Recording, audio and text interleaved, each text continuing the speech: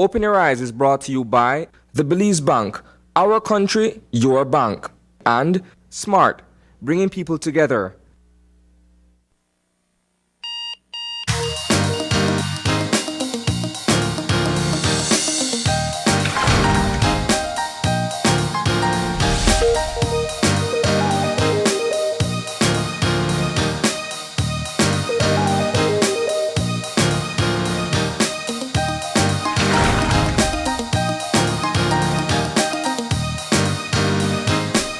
Good morning. Welcome to Open Your Eyes. Start your morning right. I'm Marlene Cuellar. And I'm Asana Kayatama. And thank you for joining us this Tuesday morning. A wet Tuesday morning, Marlene. Very much so. It's always a little tough shaking off a long weekend, Yes. and the rainy morning will probably make it a bit harder. But nonetheless, we got to get the week going. We are halfway through October. Can you believe it? Quick as that. That's right. And we're going to make sure that you're up to date with everything that you need to know in this morning's show. We do have a couple reminders, of course. Today's Tuesday, which means you can look forward to another live show of KTV Latino. We'd like to take this opportunity to invite all the viewers who want to experience KTVL in person to come on out to the Bliss tonight. Certain that the weather is going to hold up, even if it's just for the show this evening, Marlene. Yeah, I checked the forecast. So far, Belize City shouldn't have rain, but but that's why we have them at office, and we'll have those conversations a bit later. We do have a lot to talk about with the weather, but that's a part of our show. Nonetheless, KTV Latino, the second live show, happens tonight. And as we keep on saying, the best experience is the one you can have in the Bliss. And so there's always limited seating available. Get your tickets early, go on out and enjoy the show. And just a reminder that you got to keep on voting for your favorites if you want to see them progress in the show. Definitely. All right. So with that out of the way, we have our birthday shout out. And it's a very special one for us here at Channel 5. We are saying happy birthday to our good friend and brother, Rick Romero. And he's behind the controls this morning, which, as you said earlier, Marlene, is unusual. I was worrying. I thought he wasn't going to switch to his picture just now. But that's why we have Shanice in studio to be able to, to do it. Shanice, of course, thank you for that help. Rick's birthday today. Rick, we know you work very hard with us here. Everybody knows you here at Channel 5. Do enjoy your day. And that comes from all of us here at Channel 5 and Open Your Eyes. All right. And we'll be checking in on our weather in just a few. I do want to remind you that if you want to send your birthday shout out, you just have to go ahead and send us an email, a message on one of our social media sites and let us know. All right, we don't have our Met Office on the line today. So what we're going to do is go ahead and read the prepared forecast. Sure. And so the general situation is for a gradual improvement in weather conditions is expected today as the broad area of low pressure moves west of our area. The 24-hour forecast is for cloudy with sunny breaks today and partly cloudy tonight. A few showers, isolated thunderstorms of periods of rain will occur mostly over central and northern areas this morning, then decreasing except for a few more over the south tonight. All right, in terms of advisories, heavy rains over the area may lead to localized flooding, and residents living in flood-prone areas should be on the alert. A small craft caution is in effect for gusty winds and locally rough seas near showers and thunderstorms. And of course, the marine conditions, the wind will be blowing east to southeast, 10 to 20 knots, and it's going to be squally. The sea state is going to be moderate. In terms of our high temperatures for today, we're looking at 86 degrees Fahrenheit along the coast, 92 inland, and 80 in the hills. And our lows for tonight are going to be 80 degrees Fahrenheit along the coast, 74 inland, and 70 in the hills. The outlook? The outlook for today is for mainly fair weather with only isolated showers or isolated thunderstorms during Wednesday, then a few more over the south on Wednesday night. All right. And we want to thank forecaster Michael Gentle for preparing that forecast for us. What it seems to be saying is that the low pressure system has made its way over us, and we'll have the last of the remnants today. So that's good news. I know that going into the weekend, some folks were concerned as to what the forecast was. Yeah. Looking going into Saturday and Sunday, and of course Monday and Tuesday. And so we had the Chief Met Officer give us an explanation of what ought to have been expected. Yeah. Clearly she had mentioned in terms of percentages, Marlene, that it was 0 within the first 48 hours and 20% thereafter. And it seems as if though that may have been a very accurate or fair forecast. Yeah. You know, I did see some images of flooding in some areas, and I think that's really the concern. Yeah. That is continually reiterated, that if you're in a flood-prone area, it was a lot of rain. And so you do want to take that into consideration. There are more showers expected today, showers and thunderstorms, but it seems that it is making its way through. But we're going to get an update about that during our show as well. Right? So we're going to shift gears now to Eye on the News.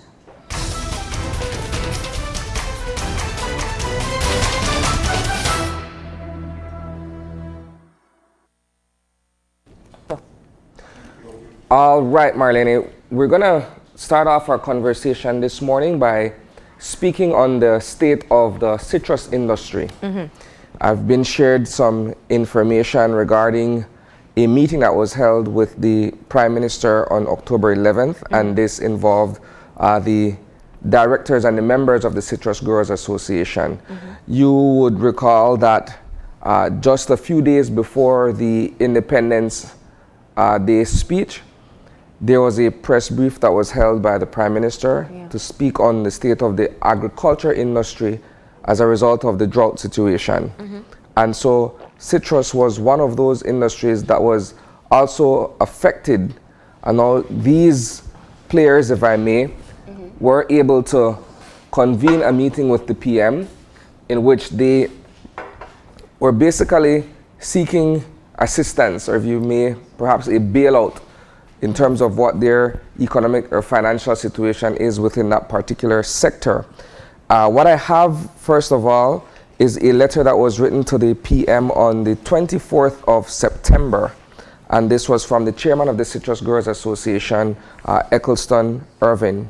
And so I'm just going to hit on a few points that were raised in this particular letter that led up to the meeting on October 11th. Initially, they were wanting to set up a drought relief program for citrus, as they are acknowledging that the citrus growers have been affected by the recent drought, and the preliminary estimates indicate that the fruit production can be reduced by as much as 20 to 25%. So that's what they're predicting in terms of the production for this particular crop. They were also seeking a subvention of $200,000 per annum for the next 3 years with immediate effect. And this has to do with the operations of the Citrus Research and Education Institute. This has to do with the nurseries and the growing and that sort of stuff, right? Aside from that as well, they were also seeking concessionary interest rates through the SSB to reduce the interest rate on loan funds to growers from 11% to 6%, right? And finally, well, again, I'm just looking at some bullets here. Yeah.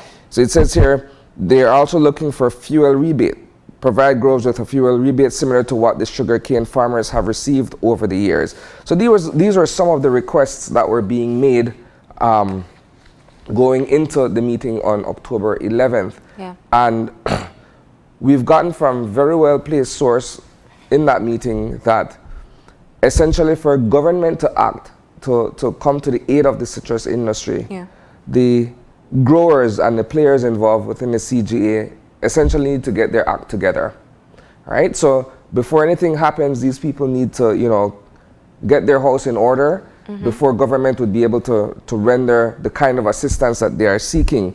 Now, there are also a couple bullet points coming out of the meeting on October 11th. Again, this was with the PM as well as the membership of the Citrus Growers Association.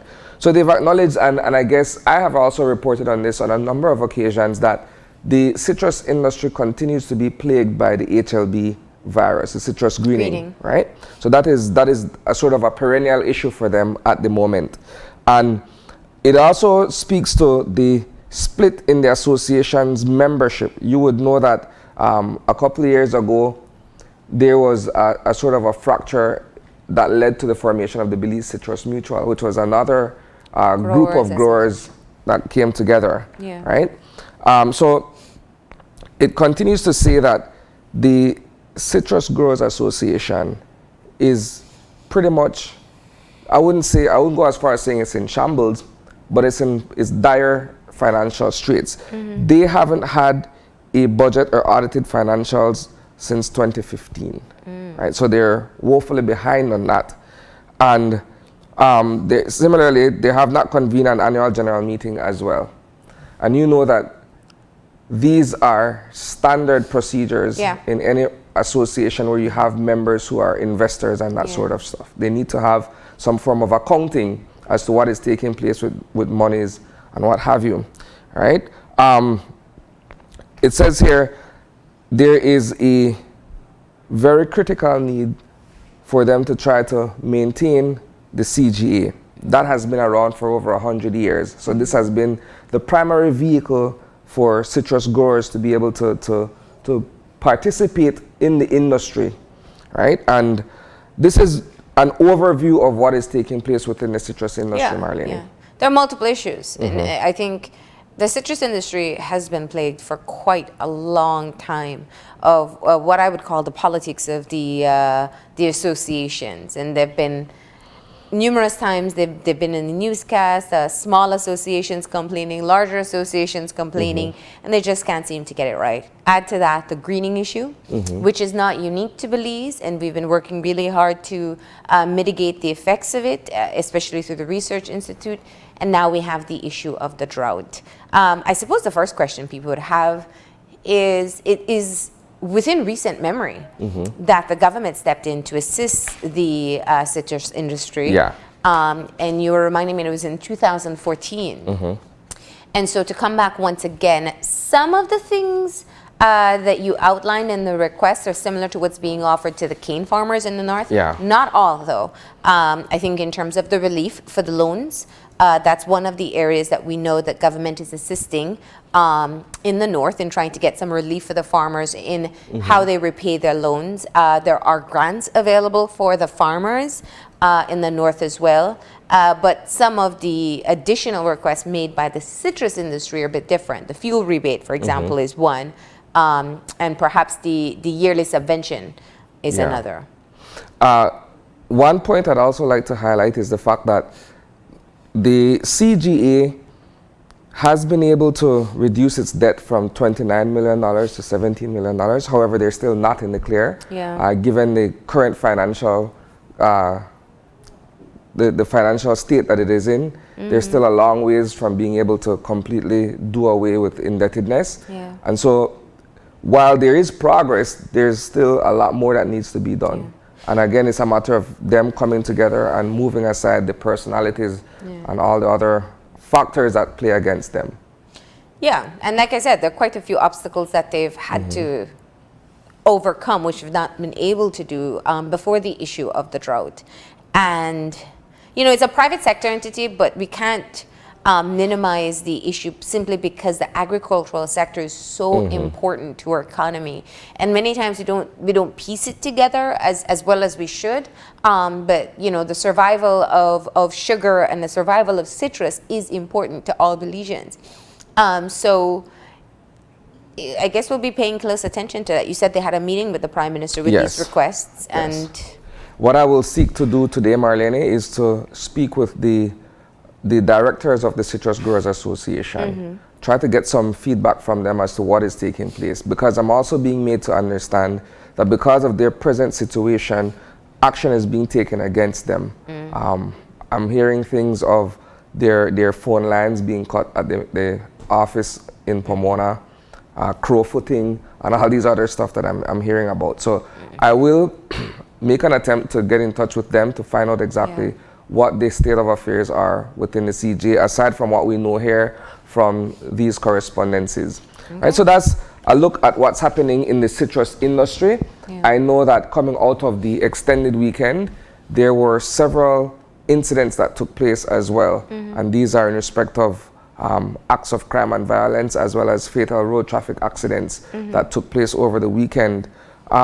There were a couple of them, Marlene, but I won't go into Detail, all of them and the specific details of them. I will acknowledge, however, that there were two particular incidents of murder, one in Orinjoa district and one in Kaupen village, where in Orinjoa district in the village of San Lazaro, an individual, the body of an individual, I should say, was found in a shallow grave. Right now, let me just read the particulars of this one, since it's a more unique situation, if I may. Right, it says here that the body of 33-year-old Hazid Diaz was discovered buried in a shallow grave in the village of San Lazaro. Initial investigations revealed that around 1 p.m., this would have been on October 13th, Diaz left his home to socialize, and about 10 p.m. when he did not reach home, villagers commenced a search party, where they then discovered the shallow grave containing his body.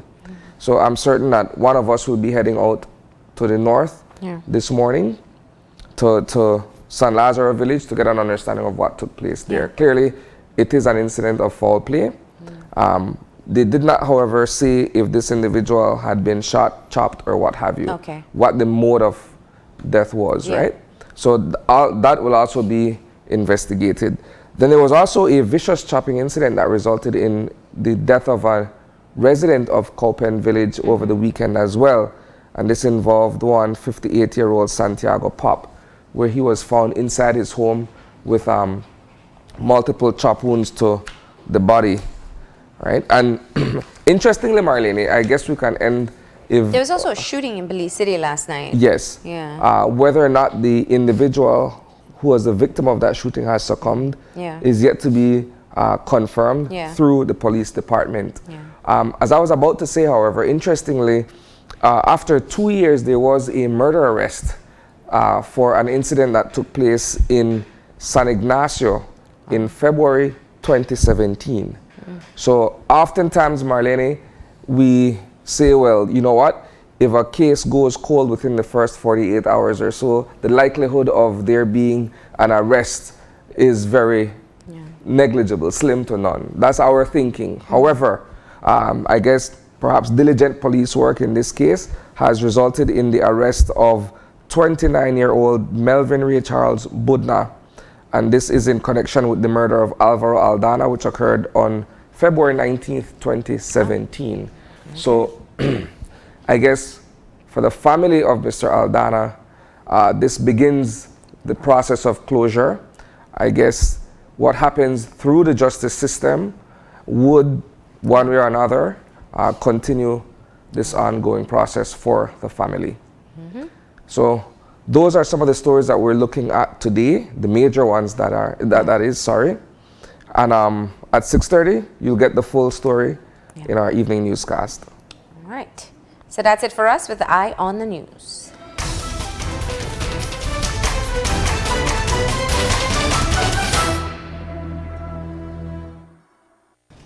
And with that, we're going to get moving into our show for today. And we are starting off with a conversation with Mr. Frank Tench about the weather. Of course, we know that October is considered the peak season for us in this area of the Caribbean. We'll be discussing why that is, looking at threats like we saw this weekend, and some of the important information we know in being able to continue through to the rest of the hurricane season.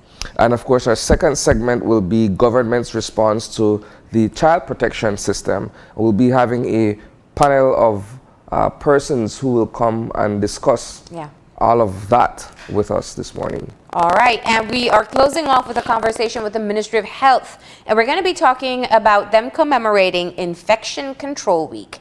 That's our lineup for this morning. We're going to go ahead and take a break, and when we come back, we'll get right into the show, so stay tuned.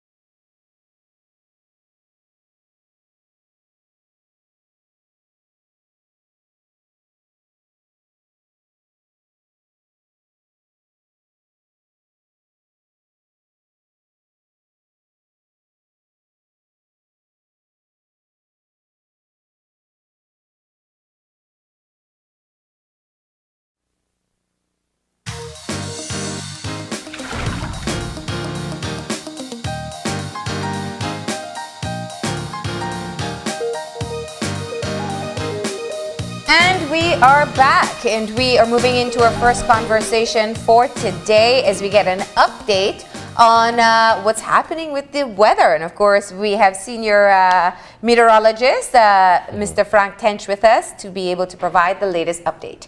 Good morning and welcome. Good morning, Mr. Good morning, Marlene. Good morning, Isani. Good morning. Now, you know, I think this weekend, when there was the precaution notice that was issued by NEMO talking about the possibility of the development of a system, we went into the weekend a bit wary of what to expect.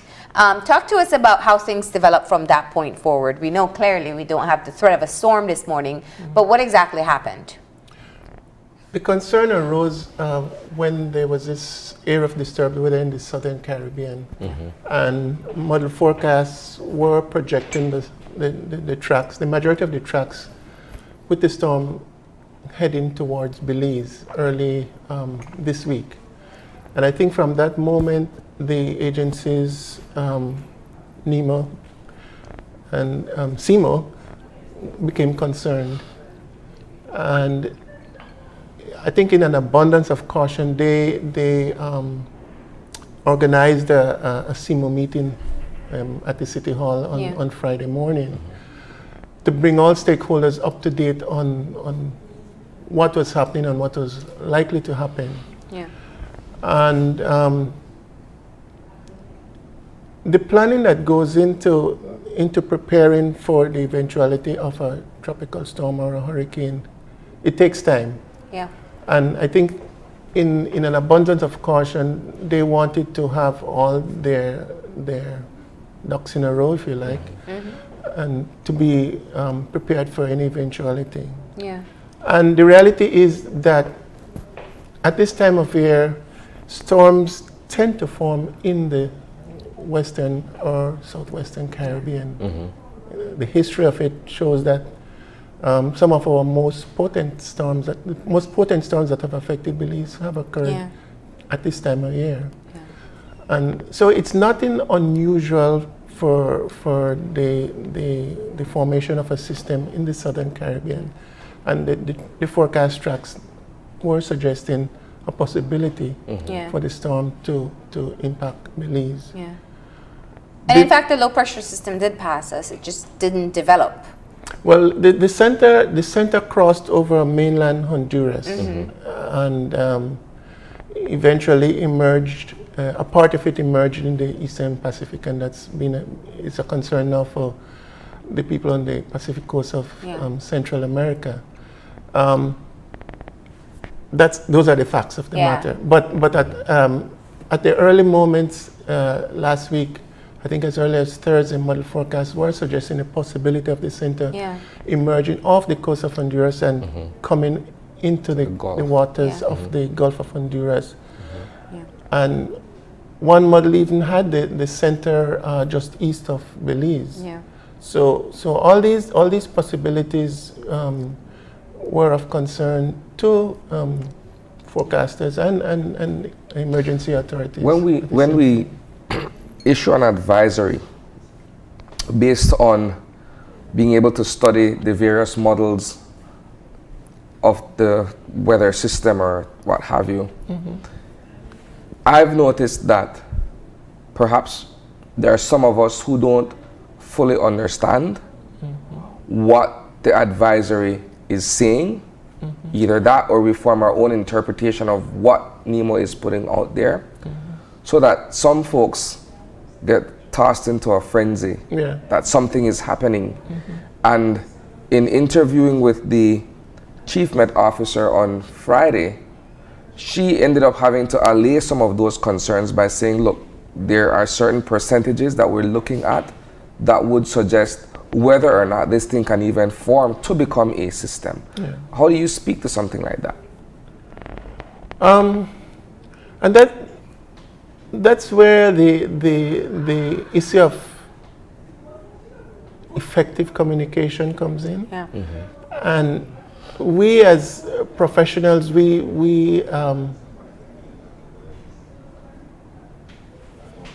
guess we have a more acute understanding of exactly what's happening and what these figures mean, what these numbers mean. So in a sense, it has to be an ability to communicate that concern in a fashion that if you like, soothe the public's anxiety. When I had the opportunity to brief the Seymour authorities on this very same situation on Friday, and I used all the model products available to me, but I was able to explain it in such a way that at the end of the session, all of us left with a clearer understanding of what is likely, what is possible. And in a sense, the authorities were left with a sense, okay, we know what's possible. Yeah. We know we're dealing with something that has a degree of uncertainty with it. But nevertheless, we know we have the window of time or opportunity of time to plan ahead. You know, I think You could have taken these figures, these percentages, and said, oh, well, nothing to worry about. But that's not the wise. That's not wise. You know, I think that one of the things that was very clear, and I do think, you know, we give kudos where kudos are due. NEMO issuing an advisory on Thursday, not an advisory, a precautionary notice. It was not actually an official advisory, noting two things. One, it was there was the possibility of development. But two, heading into a long weekend, people would no longer check in on what's happening until this morning. And so what it did do, I think people made a point of checking in on the weather over the course of the weekend and ensuring that things were safe and they were prepared for any eventuality. Now, there is the saying that says, as unpredictable as the weather. And I think that's the challenge that we often see. People go online, they see a 20% chance of development, but you never know which percentage will fall into. And when you look at this particular system, its proximity meant by the time it would have developed, it would have perhaps been crossing over the country within 24 hours or, you know, very shortly after. So I just wanted to say that much. I think they at least gave us the notice of saying, okay, we need to pay attention to what's happening. But this brings the broader conversation into play, which is what you said earlier. This is the peak season for us, and this is what typically happens in this area. Explain to us why in October and moving forward, we are more under threat and need to be extremely wary of systems that come in this area and their potential for development. Okay. Well, I'll start by pointing out the history of storms that have occurred in October. There's Hattie, which occurred on October 31st. There's Richard, which occurred on October 24th, 2010. There is Iris, another October storm. There's Kyle, and there's Keith. Keith, Keith was a tropical storm when it affected us, but nevertheless, before it crossed San Pedro, it was a potent hurricane. And there was the extended wait for Mitch, which was around October as well. Mitch was, Mitch was October. Never hit us, but we were blessed. It was a cause for concern as well. And there was also tropical depression number 16, which, interestingly enough, impacted Honduras on the same day. All the activity associated with tropical depression number 16 occurred between October 14th and 15th. It never impacted Belize, but it caused all kinds of concerns and troubles for our emergency authorities because of we had severe flooding, excessive rain, and all that. And I compare this area low pressure to tropical depression number 16. Never impacted the country, but the amount of rain it produced was considerable, and the flooding risk. So the history of it shows that storms do form at this time of year more frequently than at other times of the year. Yeah. Other factors to consider, the upper level environment is often conducive. There tends to be an upper level high that oscillates around between the Western Caribbean and the Gulf of Mexico. What does that mean? The upper level high, if you have a system area of low pressure, or a cold front, even a cold front can generate these storms. It provides a favorable environment for the exhaust of the moisture from the system. In other words, the system has an exhaust valve, and it feeds on that, and it can generate. There was a point last week where the high was actually over the Northwest Caribbean, but at the time the area low pressure was over the Southern Caribbean. So there wasn't that what you call it, coupling to feed for the low to feed on. Eventually the high moved back into the Gulf, and it's currently still over the Gulf of Mexico. Hattie had that same type of environment where the upper level high emerged, was over the Gulf, and then drifted into the Western Caribbean, and as a result, Hattie had the good exhaust valve for what became one of our most potent hurricanes. You know, in this particular season, I think everybody has very vivid images of the devastation that hurricanes can cause based on what happened with Dorian. And Dorian, because it was just sitting still for quite a while, dominated news coverage, especially because it could have potentially impacted the US, which is where we get most of our international news. So I think it's going to be very fresh on people's minds what can happen with a storm. And the fear is, what if that happens to us? What do you say to people to have a level of cautiousness but not moving into panic?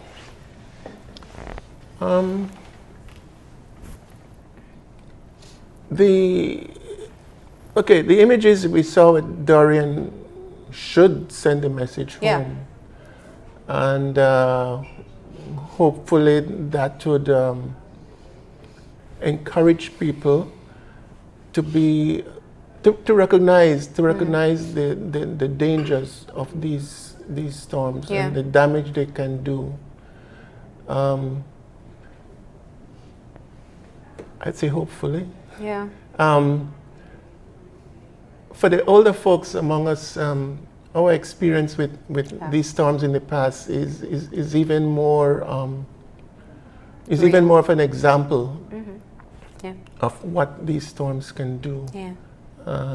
It's nothing to take lightly, and I can only hope that the images of what we saw with Dorian will sink in, and for those of us who have never experienced a storm like this before, become more aware. Awareness is something that it comes in different forms. Some of us, it comes through the example of a hard example.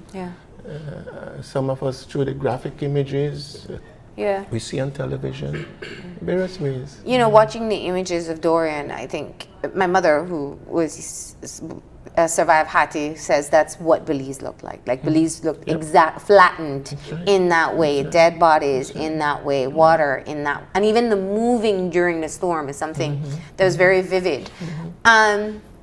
But what I wanted to touch on, just because we're so quickly running out of time, is Dorian was a Category 5 storm, and it was record-breaking for several reasons, because it sustained that Category 5 strength for so long. We have seen where storms are stronger and developing faster, and many are saying it's because of climate change. Can you just comment on that for us in terms of what we do know is different about hurricanes and the threats that they pose now? It's a fact among climate change experts that in the next 10, 20, 30 years from now, we're going to be seeing more of these potentially devastating hurricanes It couples well with the fact that global warming means you're going to have warmer sea surface temperatures. So that provides the energy for these storms to develop and generate the risk they pose to life and property. Yeah. What climate change experts are not so certain about is the correlation between what causes these hurricanes and climate change.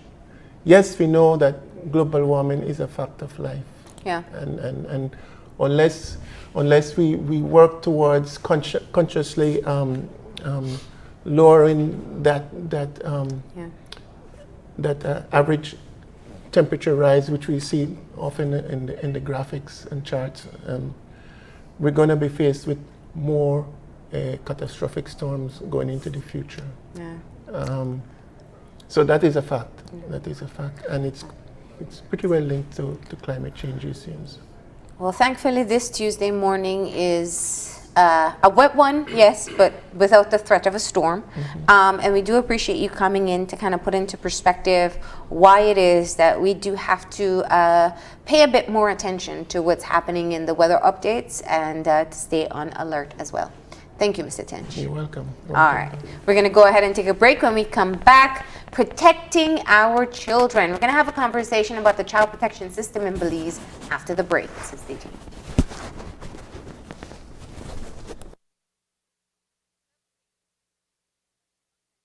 The Belize Bank Limited recognizes the importance of leading the way as we enter into this fast-growing technological world. Our Belize Bank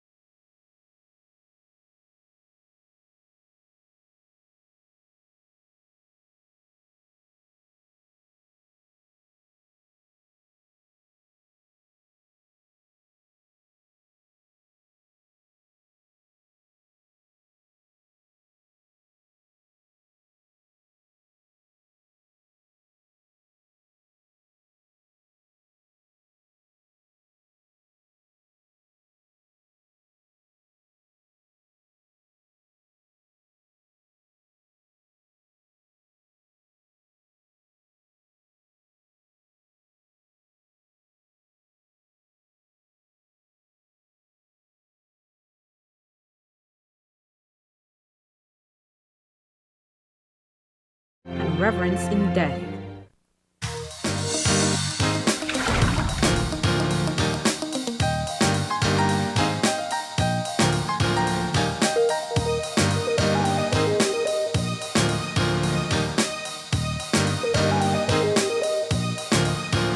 And welcome back to the second segment of our show this morning. We are switching gears into a conversation on the child protection system and government's response. We have with us on the set this morning Ms. Margaret Nicholas. She's the Executive Director of the National Committee for Families and Children. Good morning. Good morning. In the middle we have Leanne Arthur. She is the Director of the Department of Human Services. Good morning. Good morning. And on the far right we have Diana Shaw, the Executive Director of the Child Development Foundation. Good morning, ladies. Good morning. Good morning. This is such a broad topic, the child protection system. Where do we begin from in terms of your individual roles and, of course, the collective outlook at protecting children? Let's start with you, Dave. You want to start with you? Okay. Well, I guess as Belize is getting ready to celebrate 30 years of the Convention on the Rights of the Child, it's quite an appropriate topic for us to look at a kind of taking stock of where we are now. And when you look at the system, it's exactly that, a system of agencies that wrap around core delivery for children. And we recognize that indeed children don't exist in a vacuum, that children are formed as part of a family. So how can these system of agencies support families in doing what is their responsibility in terms of parenting and protecting their children? And so when we look at the law specifies certain core responsibilities to select agencies, such as mine, Department of Human Services. We, along with the police department, are defined as the core agencies to respond to a concern. So if there is a suspicion of abuse or neglect, then we are obligated to respond. Some of the identifiers in terms of abuse would be like the Ministry of Education, where children spend majority of their days. The Ministry of Health, if a child goes in with an injury, would also be a referral source. And as we begin to look at interventions for families, we then draw upon our NGO support bodies like CDF, NAPCAN, YES, YWCA to also do that type of support work as well for children. So just to be clear in terms of representation, we have 3 layers of agencies here. We have the direct response by government, the Human Services. We have NCFC, which is a coalition of all agencies and NGOs that work with kids. And you're kind of coordinator of efforts. And then Diana, you are from the NGO world, where you are a separate entity that still works with children, sometimes in coordination with government. So I just wanted to be clear of the different representations that we have here. But let me bring it back, because, you know, Leanne, you said it very clearly that we are about to celebrate 30 years of Belize signing the Convention on the Rights of the Child. And we've had quite a few prominent issues in the news, for example, in the media, social media as well, looking at some of the threats that exist for our children. And I want to start off there with you taking stock 30 years later. What concerns you most about what's happening with our children today? Whoever feels comfortable jumping in first. As the National Committee for Families and Children and being the actual convener of child protection system, and particularly looking on the Convention on the Rights of the Child. As I look back 30 years, almost 30 years now, what concerns me still is that even though we have made quite a number of strides has been made, I still feel that our children are somewhat under attack. You know, and it really bothers me. And it bothers me particularly when stakeholders and others who know better, you know, sometimes seem to be supporting some of the negatives that is happening with our children. And I also, it also bothers me that parents have somewhat seemed to continue to move away from their responsibilities, you know. And keep relying more upon the state. And whereas the state does have a duty, the primary responsibility is with the parents. And so I believe that notwithstanding all that has been done, that there's still a whole lot more to do. Yeah. But I think in particular, we really need to start to look seriously, not that we are because I know we have been doing parenting for a long time, but since we have standardized the whole issue of parenting, I think it's not only parenting alone, but I think we have to start to hold people responsible. And I think we have to start to hold parents responsible. We need to start to hold agencies responsible. We need to hold whomever responsible and accountable for what is going on with our children. Because 30 years later, our children should be in a better position. And so for me, trying to comply with the Convention on the Rights of the Child, making sure that children know their rights and their responsibilities. Because we make sure that when we teach rights, we teach responsibilities as well as respect. Because the three R's go together, you know. So I really actually am concerned that our children are still in institutions, they're still in prisons, and that kind of thing. That really and truly bothers me a lot. Is it to say that ideally you would want to see that be done away with? Yes. Or from a realistic perspective, that you will have children who are quote unquote in the system, so to speak, those who are difficult to get through to either by their parents or by agents of the state who are tasked with dealing with these kinds of children? Well, will Go answer ahead. that? From the NGO perspective, as a community-based organization, we work directly with families, and we are sometimes at the forefront responding and then reporting back to government agencies what we are seeing in communities in terms of family dynamics and the change in patterns that really cause some of these things to happen. What we are seeing 30 years into the CRC is that there's a lot of knowledge about the CRC. People know what the CRC is, and people know what the rights of children are generally. But we are seeing that that has not resulted in a change in behavior and a change in cultural practices. And that is the concern. How do we move now from knowledge to change behavior?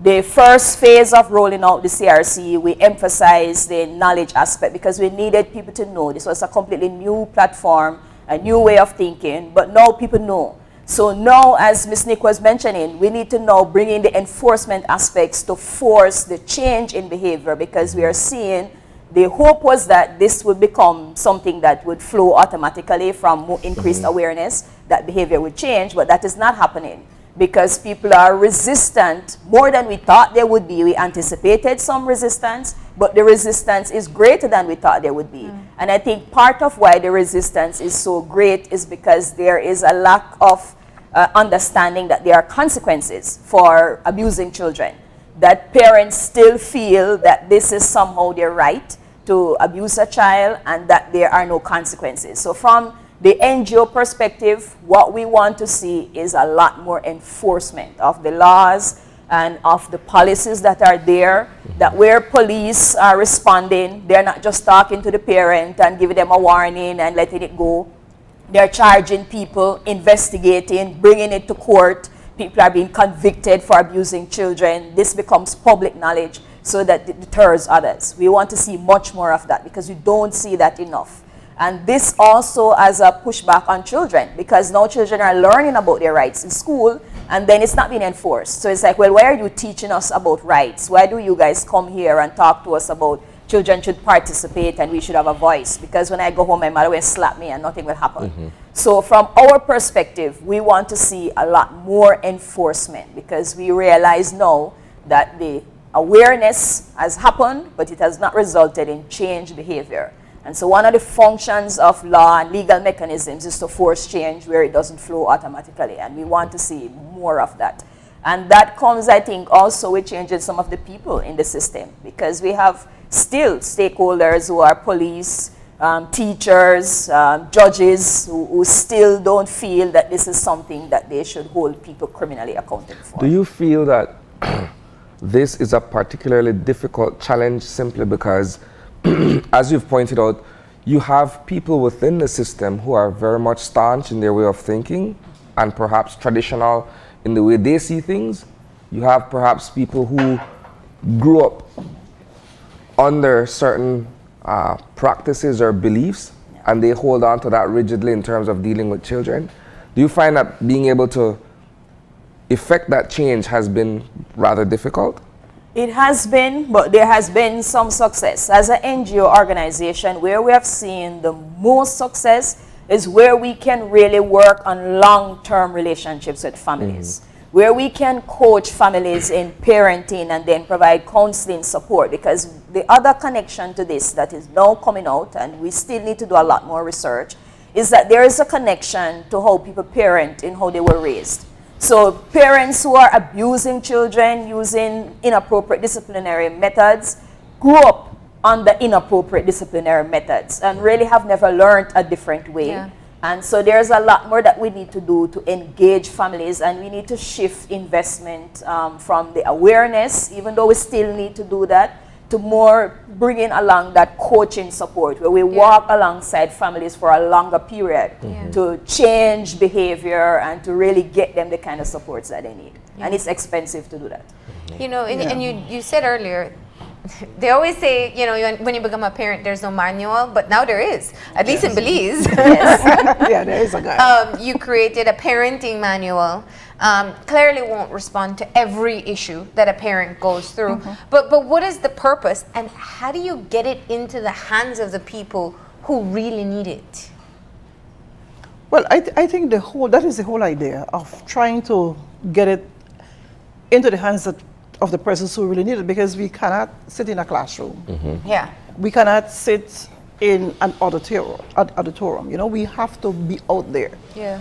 I mean, the other day we went to Dangrega and we were able to really and truly meet a lot of grassroots people who were able to be a part of that process and who are now demanding more, you know, because they found out that it is necessary.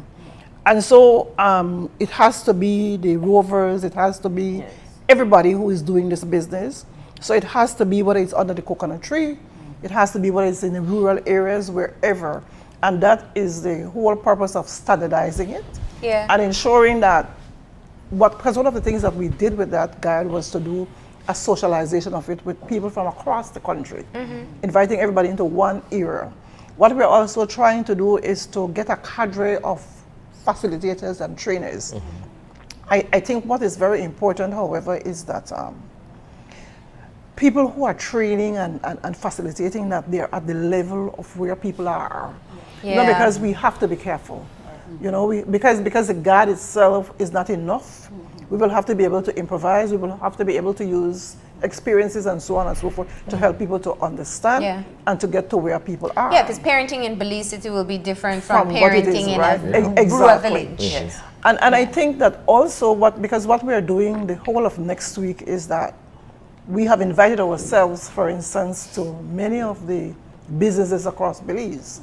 We have invited ourselves to Central Bank, BEL, and all of these different agencies, and they have received us. So we'll be doing trainings with them as well. We have invited ourselves to the schools, to different levels of the schools. So they too have invited us in, and so we're hoping that through this kind of process that we'll be able to reach a mass number of persons, you know. So because we believe that if we get it into Customs Department or BEL or wherever, because one of our objective is to see how much more we could even engage fathers in the lives of their children, because that is important as well, you know. So it is really and truly looking right across the country and see how well we can get it wherever we can and whenever we can, whether it's a Saturday, whether it's a Sunday, whenever people are available. That is how we intend to move it. And then in relation to the, for me, in relation to the other stakeholders, like she mentioned, judges and police officers and so on and so forth, we understand that people were socialized in certain kinds of ways, no? But I think that the awareness and the training and the investments ought to be able to remove us a little bit from point A to point B, you know, in terms of changing our mindset, you know, because I think that at the end of the day, all of us in the child protection system should want to see the change. We should want to see that change. We should want to see, because what it will do, you know, we have always been told we need to work ourselves out of a job. So that is what we need to do, to work ourselves out of a job, because we're working with the same sets of people over and over. We need to, you shouldn't have to move be them. busy. That means... You know, because, you know, so I am thinking that wherever you sit, I know early this year they did a whole training for judges and magistrates and prosecutors on child rights, human rights and that kind of thing. And I think anybody who works in a child protection system should be very cognizant of all of these international instruments, because it really and truly sets the stage. And some of them are incorporated into our domestic legislation. So I believe that we need to know them and we need to practice them as well, because it is going to make our jobs a whole lot easier. What's the training that takes place with the police? Because we can't not talk about the recent incident with the runaway from the hostel. And because that prompted a conversation thereafter where the commissioner himself said children have rights, but they're not being taught responsibilities. So my question is, what is the interfacing that is it's twofold. One, you have the head of the police saying this, which people then accept to be the truth. But secondly, we also have an issue with older children, teenage children who come in conflict with the law, or sometimes even are victims of sexual assault. And we judge them very differently than the 4 or 5-year-old who may be involved in an incident. So let's start off with the interfacing with police, and then we talk about children who come in conflict with the law. In terms of the treatment of adolescents, as you said, differently than younger children, definitely that's something that concerns us. And I think in previous conversations we've talked about this, even in terms of culturally, like Diana says, how people respond on social media. Victims are often re-victimized, and there's not a sensitivity to the realities of what teenagers have gone through. So a lot of times people see the behavior, which is often the tail end of a long process of trauma that has reached them to this place that they're angry. And they're angry because many times there's been failures by family to protect them, to give them guidance. We firmly believe that children thrive when you provide them an environment for them to thrive. And they will lead once you provide them with the right environment. And so when you see the tail end of a certain behavior, you have to consider what all that child have gone through. And there's no exact science that, once you see that, that means all of them have gone through this. But it's us as a society saying, stop. Something is off here. What has this child gone through? And how do we help this child to reconnect? Because a lot of times there has been a breakdown in terms of connections. And that child has lost trust in a system, has lost trust in anybody who says that they have their best interests at heart. So how can we step back and look at ourselves as a society? Even within the child protection system, you hear the other stakeholders say that when they're in the court and there is a jury, that there is a judgment, that you have to be careful how you dress the victim. They have to prep the victim in terms of how they explain their trauma, because if they say it in the wrong way, the jury might say, well, it didn't happen, the abuse didn't happen. And so when did we get there? That we, instead of holding perpetrators, adults accountable, we put all the pressure on children to defend their trauma and to defend what has happened to them. You know, I can remember this doctor telling me, he said, Mrs. Arthurs, we have a serious issue. He said, I could tell from those jurors that they wanted to hear blood, ghoul, assault, beating. And a lot of times, sexual abuse doesn't manifest like that. Sexual manifests by a grooming process where they break down these children's defenses, build trust with these children to cross boundaries. And children are vulnerable. We have to remember that. You know, we say, oh, well, then why she went to him when he called her? She should have not gone. This is a child. Go back the second time? Yes. But in a courtroom situation, forgive me for asking here, wouldn't the onus be, or part of that responsibility be on the lawyers? Because I'm thinking, if you are defending someone who has been accused of committing a heinous sexual crime on a child, that in the lawyer's mind, they want full disclosure of what happened so that the jury then can decide whether or not what the child is saying is the truth insofar as how it happened, or if anything at all happened. Shouldn't then the lawyer be sensitized or trained or taught or something that says you're treading on very delicate grounds when you're dealing with a child who has been a victim of trauma? So this came up, and I can speak specifically to this because I was part of our project, the Juris Project, 2 years ago, and I was a consultant that developed guidelines for courts in the Caribbean, specifically on this issue. And that process, we had to consult with a lot of attorneys, and really what we have found is that in a court setting, the responsibility of what happens in the court really is the responsibility of the judge. The judge manages and administers the court. And what we found in a lot of sexual cases, the judges weren't willing to have a strong management structure of the court system and allowed things that really were unreasonable to happen. So what you're saying is he or she should control how far Yes, that it would goes. go. That Exactly. interview that. Yes, they can stop it. They have a and they have a responsibility to. And Belize has signed on to those guidelines, and those guidelines clearly state that one of the first things that need to happen, the judge needs to have proper case management hearings, where all of those things are ventilated, where they give directions. Okay, we have a situation here where this is going to be a sexual assault. We need to hear from the social worker about vulnerability, markers for this child, whether this child is going to need a support person in court, whether we need to have a screen put up, whether we need to have them give evidence by video link. All of that is already in the law. We already have the process for it. The judges need to ensure that in administering case management, they are bringing this forward. That is not happening. Yeah. The second person that needs to do that is a prosecutor. If the judge is not doing it, the prosecutor then needs to step in to say, we will apply for case management. These are the issues that we need to have addressed in case management. We need directions from the judge that we're going to have a screen. This person needs a support person. We have already provided the statements. We want the questioning to be along the line of the statements and the protections to be in, that the witness is not badgered. All of those things can be dealt with at case management. This has been done in other parts of the Caribbean. And so this is not new. This is not new science. This is something that is being done as a matter of course in most sexual offense cases in the Caribbean.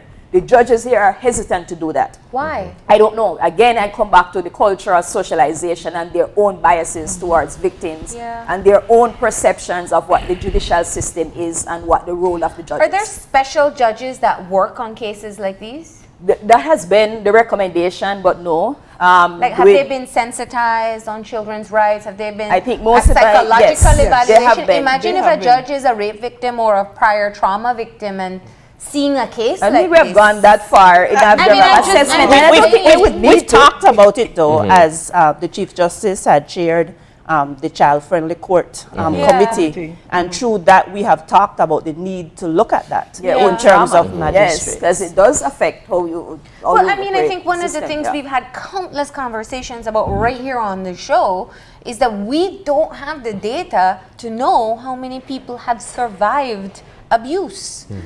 There's an assumption. We've all had a conversation at least with one person who survived abuse and has never been treated or talked about it or had any kind of recourse. But if we look at the data of what we do know in terms of reported abuse, we know that sexual abuse is the second most reported form of abuse. Traditionally, it was physical abuse, but now sexual abuse is far ahead of physical abuse. So we know that for every report, there's so many that are not reported. So we know we have a huge issue on our hands. And what it's telling us about the dynamics in the population. Well, and that was my point, because I want you're also talking about the jury. And if we pay attention just to the very conversations that take place online, which for all the good and bad that they talk about, at least it gives you a mirror to see what the society is thinking and saying.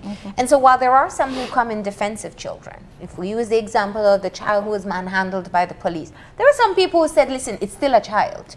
And there were some who said, oh, how disrespectful.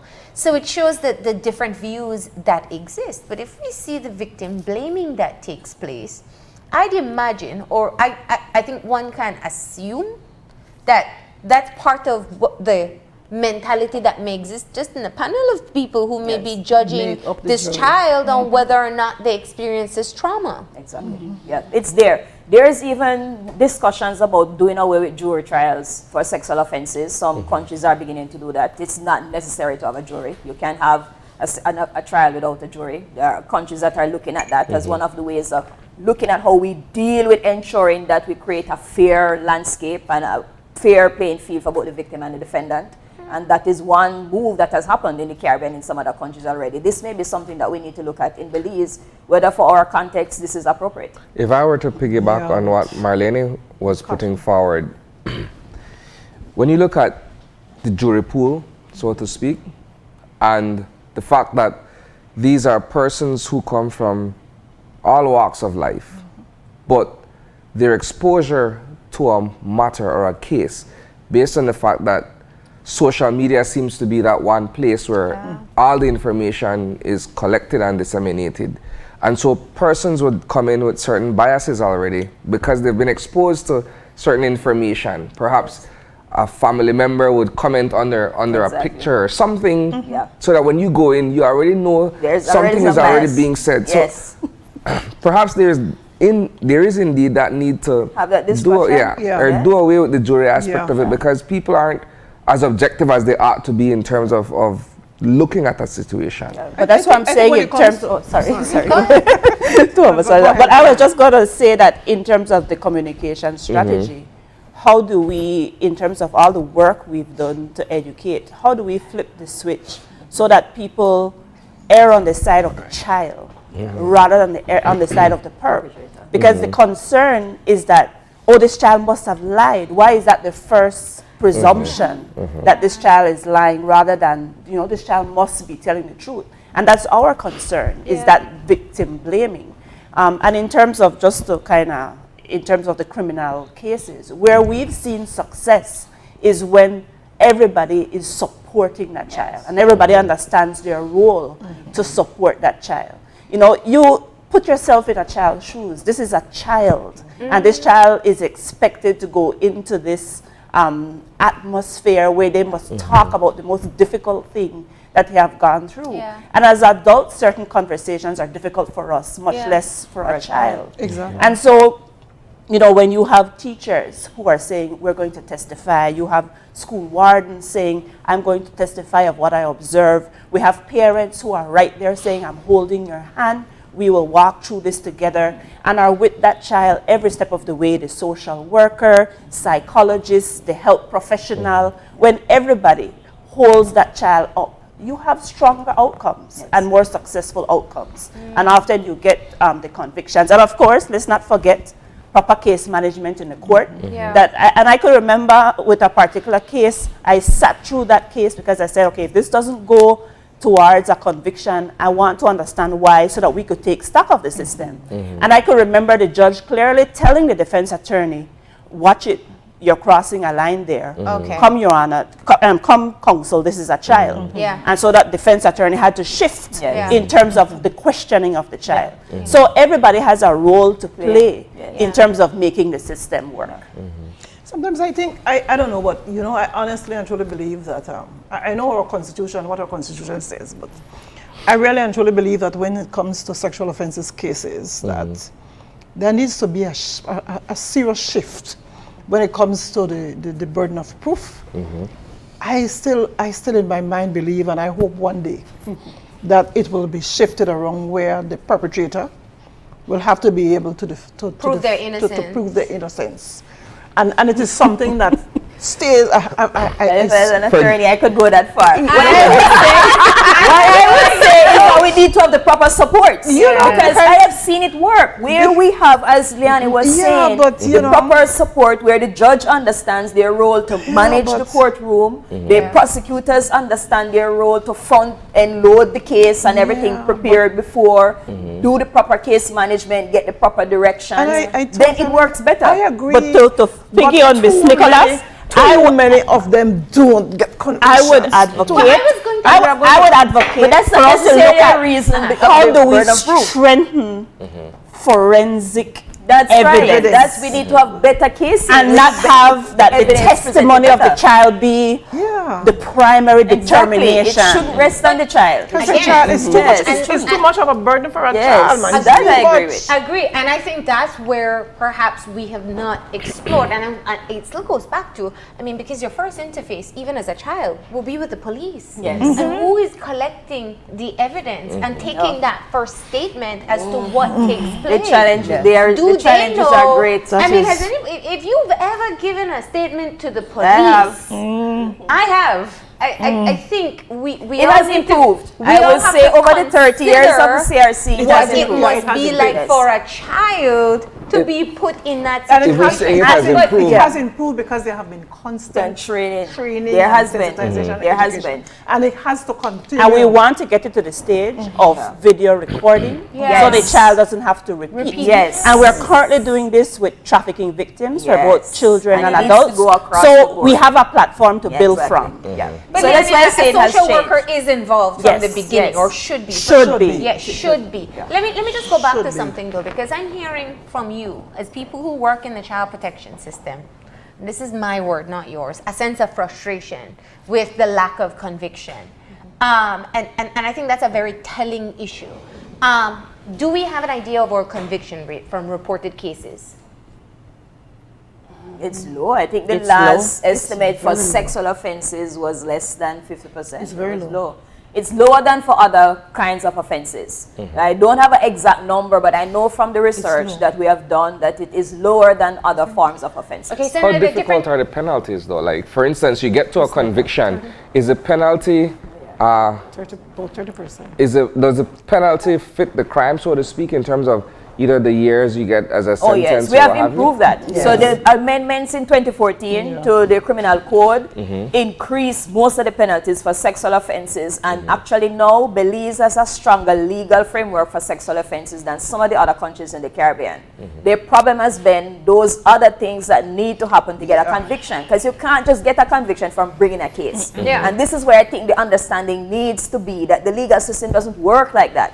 It's not bringing the case that ensures the conviction. It's ensuring that you have the proper evidence to support what is required to So establish it's not a bringing conviction. a true story. It's Yes. a true story that you have physical evidence and witnesses That you and can other show people to be the truth. to Yes. tell the judge Yes. and the jury who, Yes. let's just say, may have some victim blamers there. Yes. And being able to convince. So it's not that Yeah. it happened to you. No, it's what more than you that. have in The legal addition. system requires Right. more than that, and that's the Now, my challenge that we mere need to get to. explanation of that probably just turned away 3 assault cases because they're saying, I don't know if I want to go through it. We haven't even talked about But the the- backlog. but the if I problem report is- it now, when do I go to court with it? Yeah, but this is a problem. It shouldn't be their responsibility to do that. The state agents need to respond to that, and this is where we are seeing it. That they don't feel that it is their responsibility as a police officer to take a better statement, to follow through all of this. They believe it's a burden of the victim to go and convince the jury. And this is the change that needs to happen. It The has to people happen. in the system It has to happen. needs to recognize that it is not the responsibility of the victim to prove the case. You are the person assigned to collect the evidence, to follow the leads, to put forward the case. It's not the victim's responsibility. So when that shift happens, we will have police officers, doctors, whoever else is in the system doing their part, because currently they're just waiting on the victim to go there and be convincing. Yes. And if the victim is not convincing, well, we can't get no conviction. That can't be the case. Yeah, it can't But be. I mean, this is even more long-term repercussions because we're not just talking about a victim having to go through, a failed case or a failed conviction. You're also talking about a perpetrator back out on the street to just have more victims. Exactly. Yes. So that's the other way the system is also failing the perpetrator, because we don't have any kind of rehabilitation. Rehabilitation for sexual offenses has had much less success than any other form of rehabilitation. So you're already starting low, and we are not even yet on the stage where we can even measure zero, because we have none. In fact, we don't even know where they are. Yeah, we don't even know. Yeah. Because So we're it's- supposed to have a sexual offenses registry. I don't know what happened to that as Yeah, well. exactly. So that they would have been registered and you could know where they are. Now, it's really and truly, in my opinion, one of the weakest areas in the whole system. Yes. And I think it's because it's about children. It's about because they are vulnerable. It's because We don't understand the trauma that is involved when a child is sexually molested. It is a lack of stakeholders to support the child. Sometimes it's even a lack of family members to support the child as well. Yeah. And I totally agree with Diana in terms of trying to move away from the jury system, given the influx on the social media and how that is now affecting people's mindset.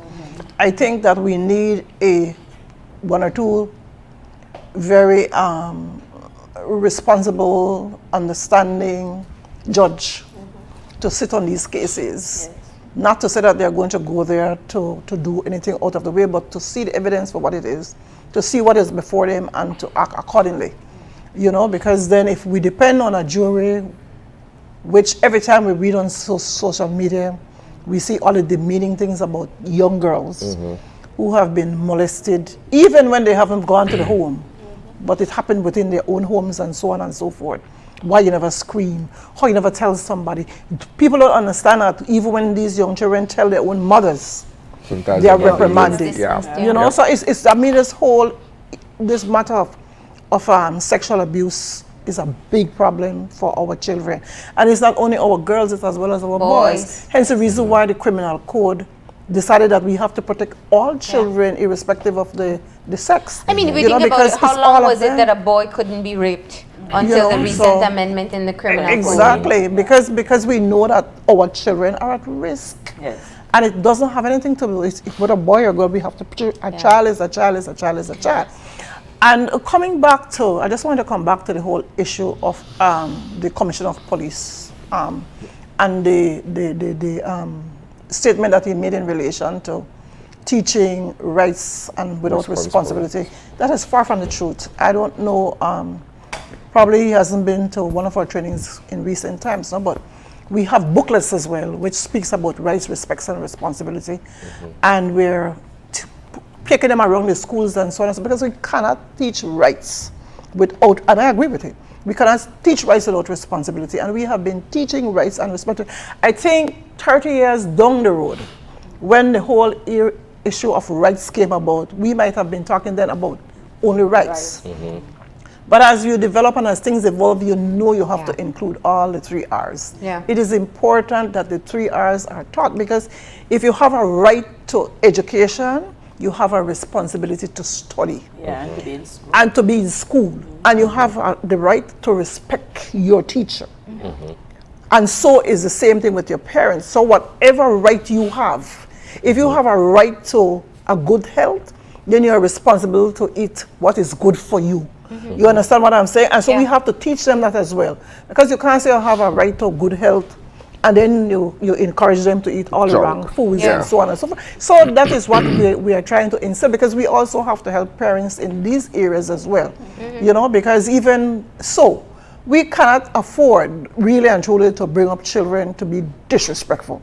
We have to help to make the balance.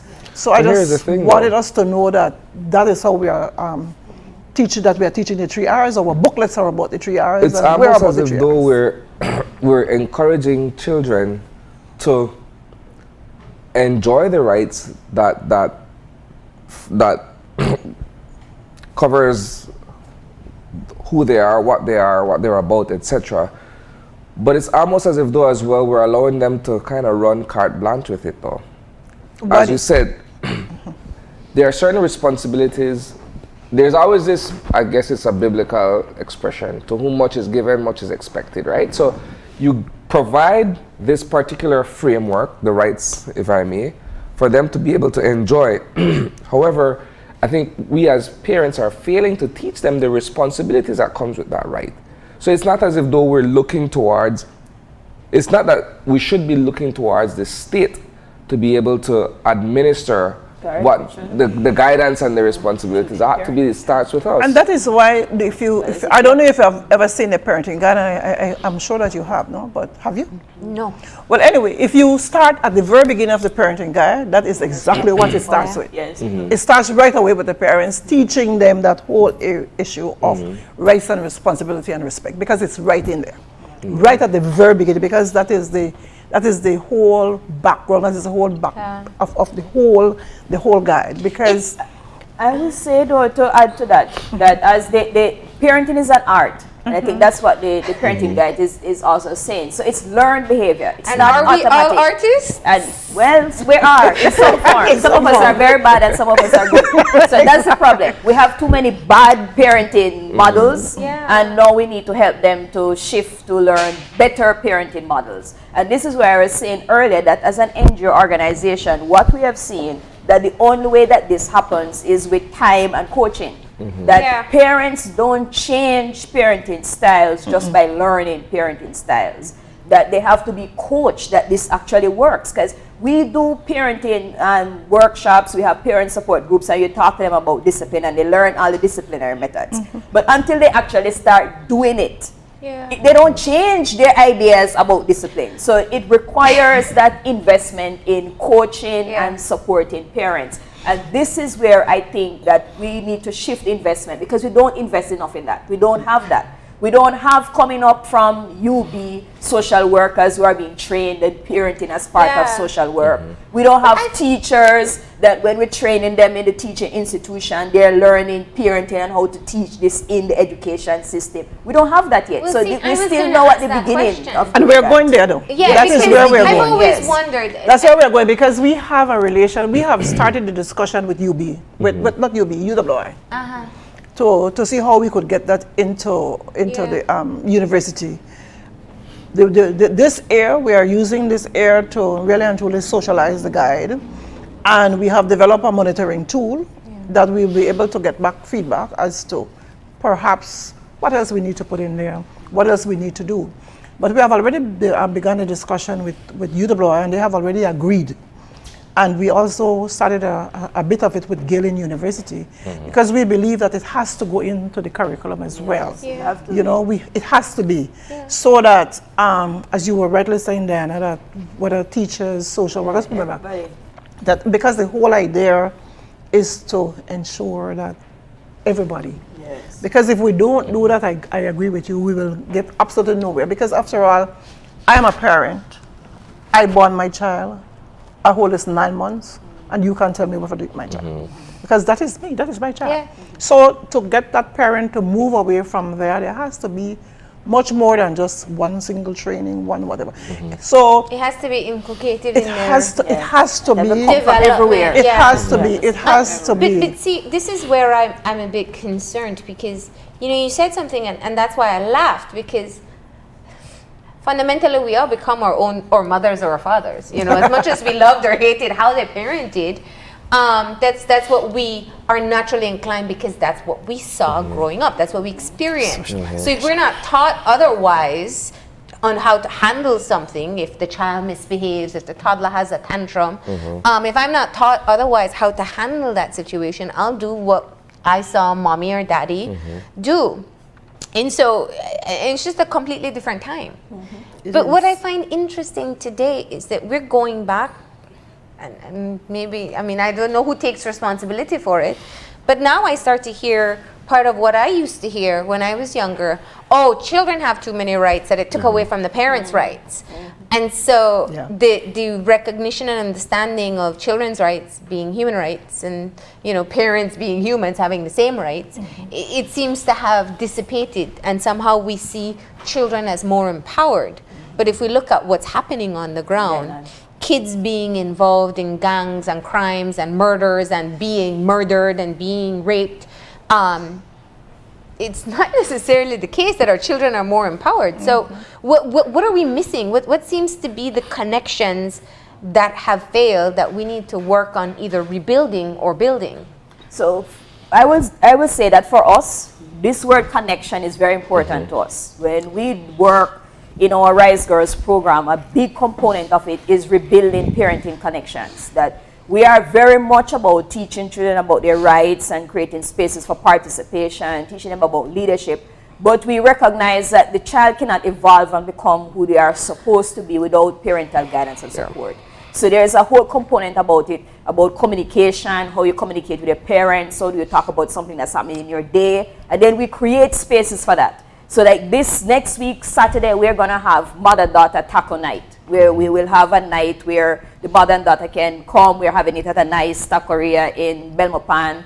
they eat tacos, we'll have games, it's a fun night. Because we recognize that we have to create spaces for connection. Yeah. Because we were thinking that would happen, that, you know, once you educate people and you give them the tools, it would happen, but it's not happening. So now we are much more intentional about creating those connection spaces. We have activities where they have to go do a take-home communication exercise to talk to their mother for 5 minutes about something that happened in their day, and then they have to come back and share how that was. Then we have activities with the parents where they have to choose something to do with the mother, with the child. So things like that, I feel that we have to build more on, so that we are rebuilding those connections, because we have lost those connections. A lot of parents, when they hear about rights, they immediately get hostile. They start to think this is an adversarial thing. You're coming to tell me don't beat my children. Rights is not about don't beating your child. You know, it's about ensuring that we have a strong connection between the parent and the child that creates an enabling environment for this child to reach the potential that you as a parent want the child to have.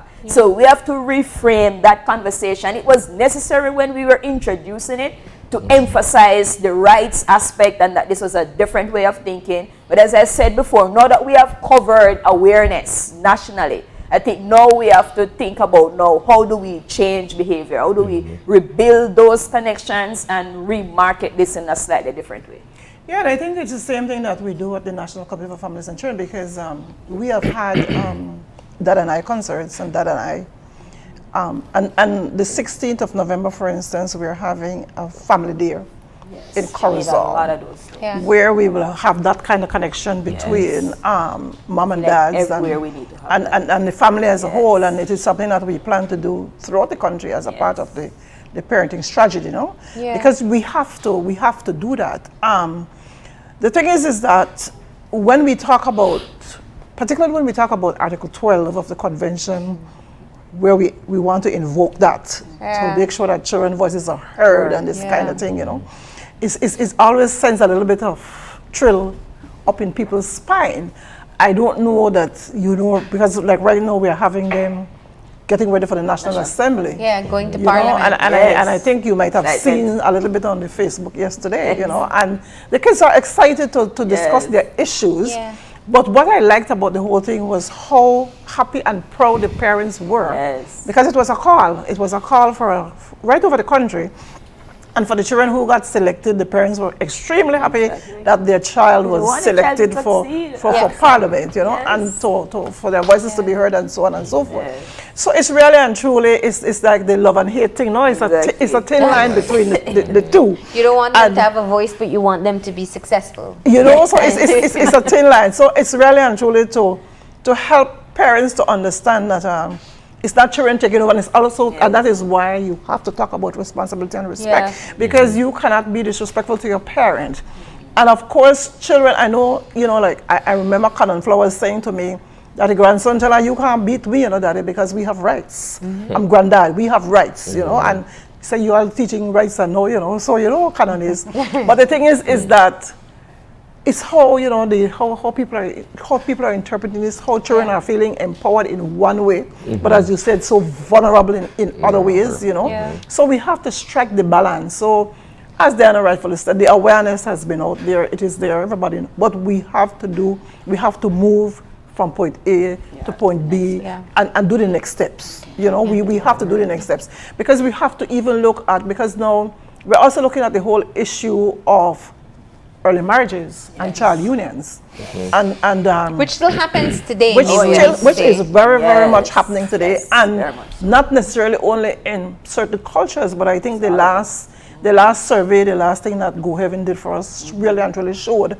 that in fact it is happening in our cultures, even in urban areas. Even in urban areas, and when we look at who are some of the drivers and what is actually causing these things. You know? So there is so much work to be done 30 years later. I know that a lot has happened, a lot has changed, but there is still a lot of work to do. If, in particularly for us at the NCFC, in regards to our children's agenda, where we say at 2030, children should be living in the best place in the world, we have a lot of work to do. The NCFC still has a lot of work to do, along with our partners, and so on and so forth. So, you know, so. Yes, Ms. Arthur, sorry. Just to continue the conversation, I just wanted to add in terms of of initiatives through our Community and Parenting Empowerment Program.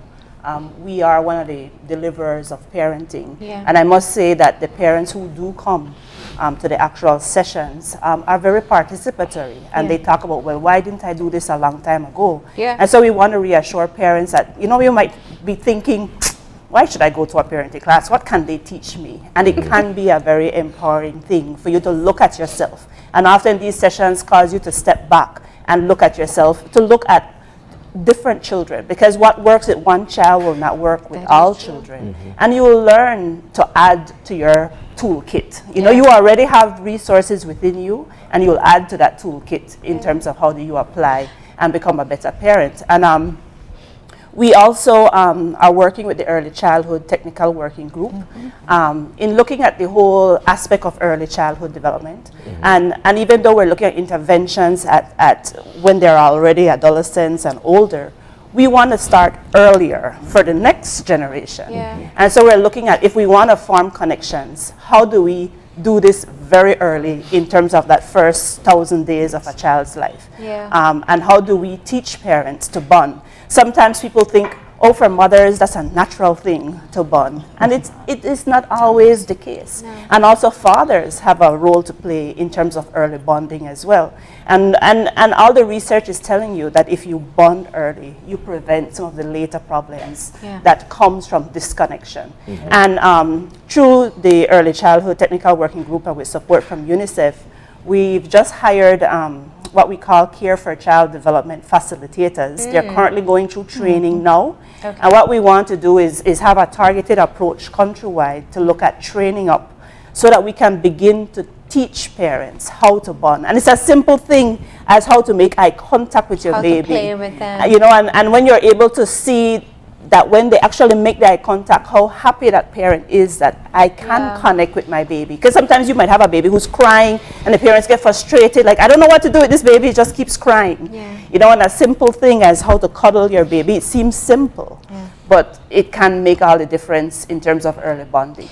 You know, I think that one thing we can say, with a clear assumption here, but we can say, is that we all want good for children across the country, from parents to wider communities. You look at a child, I don't even want to know how small the percentage is that people actually, the majority want these children to thrive, survive, and be successful. Yes. And so I think it takes a collective effort, and it means conversations like this, and it means continuously talking about what we can do, what we need to do, and being very honest of where the gaps are. So we do appreciate you coming in this morning and having this talk with us. Right? Thank you. Before we wrap up, just to add, while we are doing strengthening the national responses, not to forget those that are most vulnerable, because we may need different approaches for children in migrant populations, children who are parents of disabilities, children who are in remote communities. We are seeing that the national programs are not reaching those children, so we need to have different approaches and different ways of engaging those communities. And Thank you, I Lady. want to never forget that if you see something that is concerning, that please report it. That's the only way that families can begin to start in terms of interventions, if you report it. Thank you. We are going to go ahead and take a break now. When we come back, we'll be joined by representatives of the Ministry of Health to talk about infection control. So please stay tuned.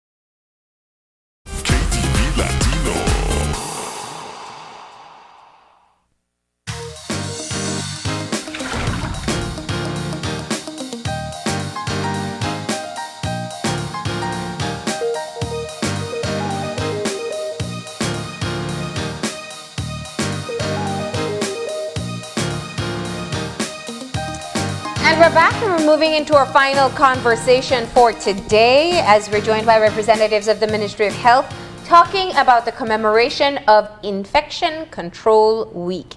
Here to tell us all the details, we have Lourdes Heredia, who is the infection control nurse at Northern Region, and we have Engelbert Emmanuel, who is the Director of Licensing and Accreditation. Good morning and welcome. Good morning. Good morning. So infection control seems like such a complicated topic. But I was thinking to myself how many persons I've encountered with a flu in just the past 24 hours. And that is a clear example of why infection control and the awareness is important. Is that the case? Yes. But before we get there, I would want to share with the general population that Infection Control Week is normally celebrated every year during October 16th to the 22nd.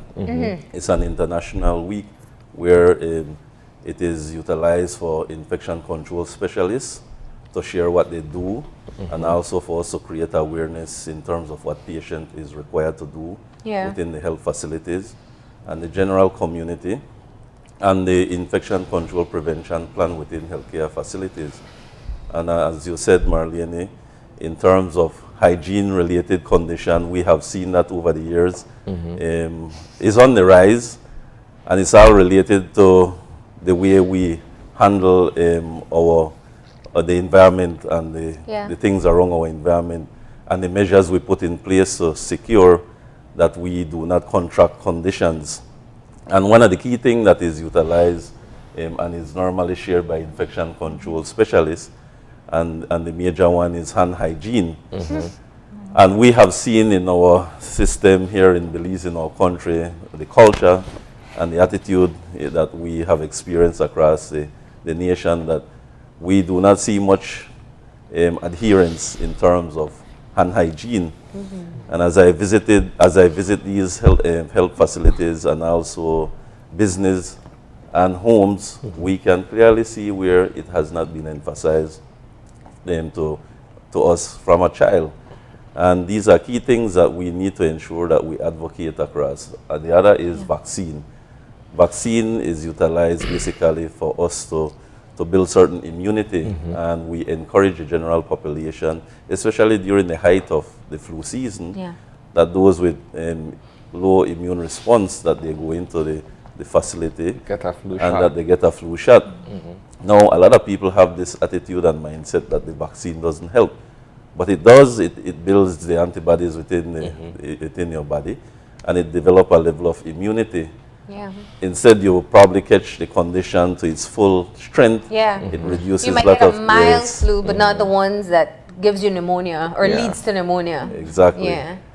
And one of the things that we consistently do within the community is to monitor these conditions that is related to the viral and bacterial and those associated with the whole hygiene component. And within the health facilities, the nurses within those facilities do certain monitoring and to ensure that our healthcare professionals adhere to certain practices as it relates to infection control. So I would want Lourdes to share a bit those measures that they do and they institute within the facilities. Yeah, that was going to be my question, because it depends on your perspective. You could look at a hospital and think, oh my gosh, imagine the amount of germs, or, which is true, but it's also one of the places that you will be most disciplined about disinfecting. Exactly. So talk to me how you manage that. Yeah, so you mentioned the term infection control seems like a complicated thing. Yeah. Infection control is things that we've been doing in the past, but just that recently we have the evidence, scientific evidence, to support and for us to motivate us to continue practicing infection control. And infection control in terms of this week and in terms of health facilities is focused on things that we can do, that we should be doing in each health facility to prevent the transmission of infection, hospital-acquired infections. That is a term that we use in infection control. An infection that you get whilst being in the hospital, in the health facility.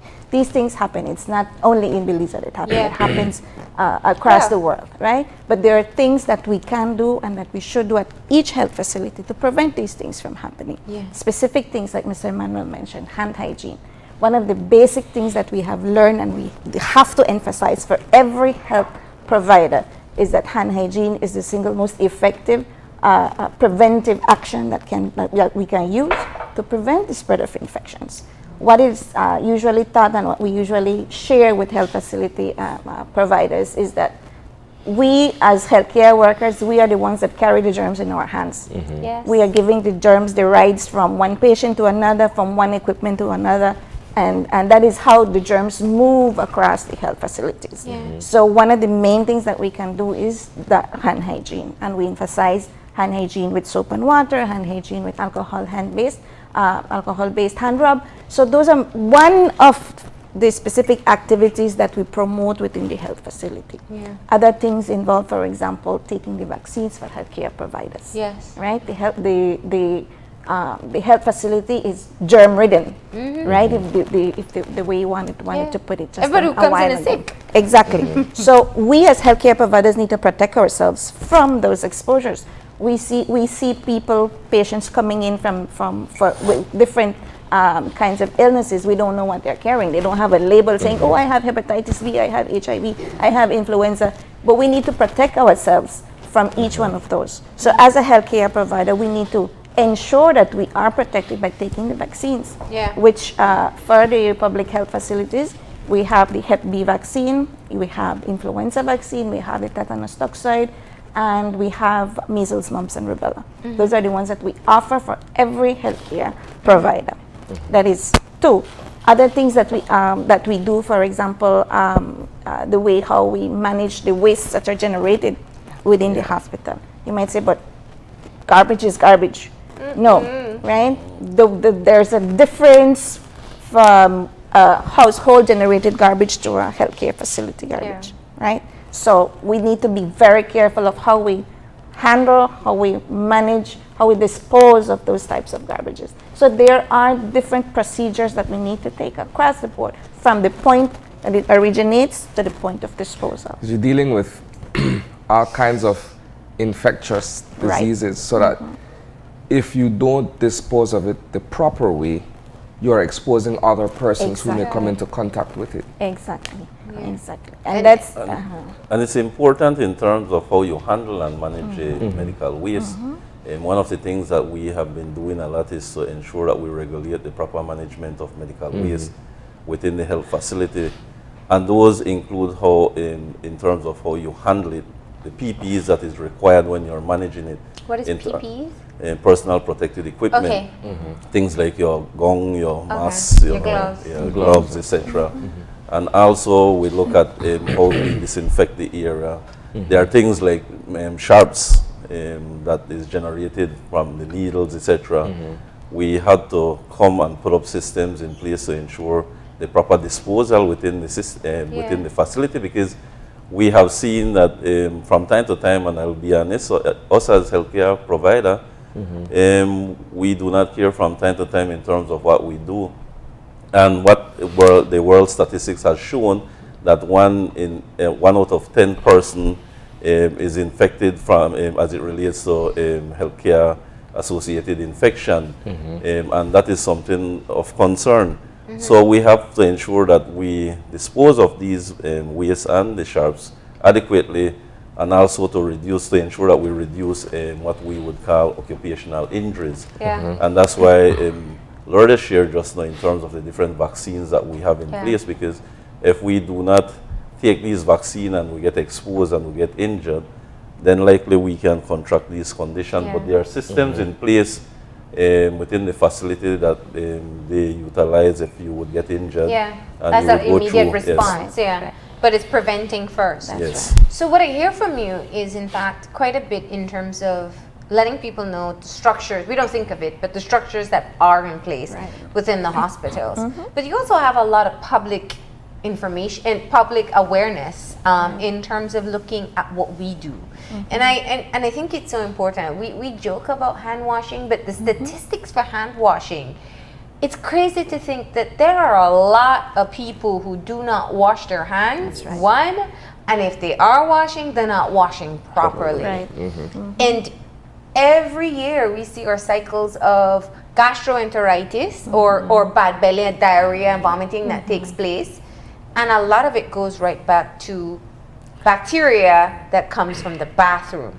So Lack there's of only proper one hygiene. way that can happen by ingesting that bacteria. So it clearly shows that we don't have the best practice in terms of hand washing in this country. Is that the case? Well, we have been doing monitoring within our health facility, and I guess Nurse Lourdes can share when I'm through. And we have seen some level of compliance, non-compliance within our healthcare facility. Also, one of the things that I noted whilst working at the epidemiology unit some years ago is the issue around proper food handling, which is another thing that leads to gastroenteritis, etc. Yeah. And if we do not store and handle food properly, and if we do not clean our surfaces that we're utilizing, or utensils, etc., then this is how these germs get into our body.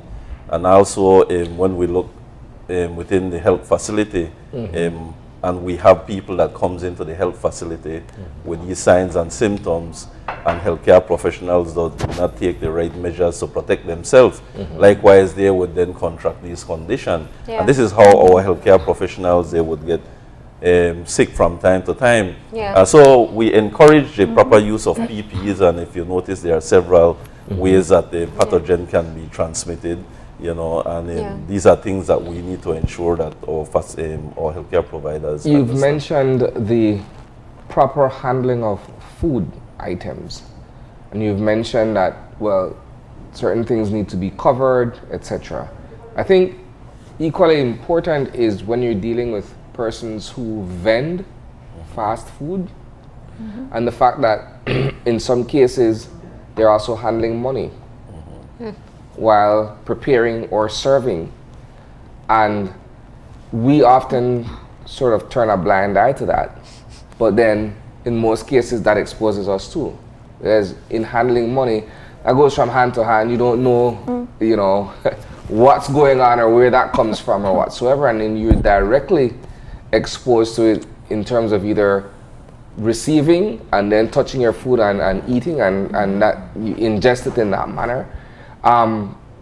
Is that also an aspect that you guys are looking at? I know you're talking strictly to what takes place on one end of the spectrum, so to speak, but is that also something being considered? If you look at the Ministry of Health programs, there are different programs. We focus mainly within the health facility. Externally would be the environmental health program, and I am aware that there are extensive training when it comes to food handlers. That each individual has to do a level of training. And like everything, you can share enough information, but at the end of the day, it's the individual themselves in terms of them wanting to ensure and practice what is being given to them in terms of information and how they use it. So those are some of the challenges that we have. Like I said, it's a cultural thing, and we need to continuously provide them with information and means and ways how to prevent certain transmission of diseases. You know, the flu, we use that as an example, how quickly and how easily it spreads. I think another really good example is pink eye and how that went so rapidly out of control. Again, the stomach illnesses that we see, these are all instances of infections that you get through contact, right? And so when you have issues like that, we look at the widespread how it spreads in the public, it is a really great example to show that we're missing steps in terms of prevention. Now, what you do in the hospital is critical because you need to ensure that, you know, people who are already sick aren't getting sick with something else. But what you do in the hospital is also important for the rest of the public. That's right. So what are some of the things that you have that you can share in terms of, you know, proper etiquette, proper hand washing, that if you've ever seen a doctor wash their hands, it is like a procedure in itself. From under the nails to between the fingers.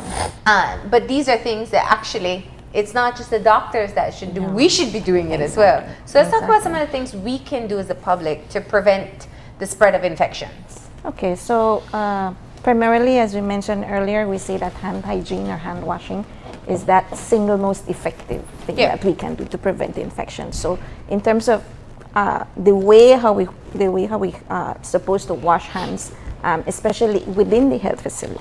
Yeah. There, according to the World Health Organization, we have 5 moments of hand hygiene Okay. within the healthcare facility. 5 times when we're expected to wash our hands whilst taking care of a patient.